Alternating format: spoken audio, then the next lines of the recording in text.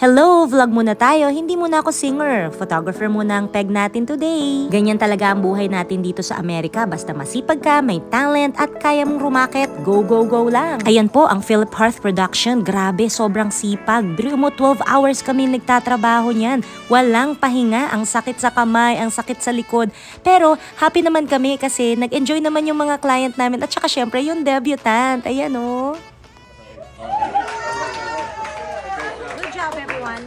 Basta masipag ka lang at ini-enjoy mo yung ginagawa mo, hindi ka makakaramdam ng pagod. Maganda rin yung lagi kami positive outlook in life para good vibes lagi. Thank you JJ for this video. Lagi ako nagbabaon ng food para siguradong hindi ako magugutom kasi hindi ko alam kung kailan darating yung food namin. Thank you nga pala sa mami ko sa pag-prepare nito.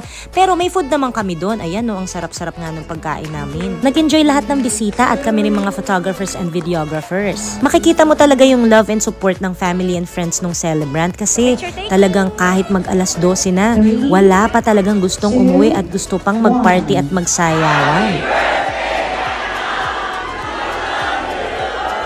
Kaya naman po, I'm proud to be Pinoy dahil alam mo naman tayo, mga likas na mga talented na mga nilalang.